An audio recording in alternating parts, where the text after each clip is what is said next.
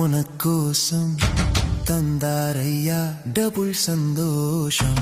அதை கொண்டாடும் நாள் தானே கிறிஸ்மஸ், அதை கொண்டாடி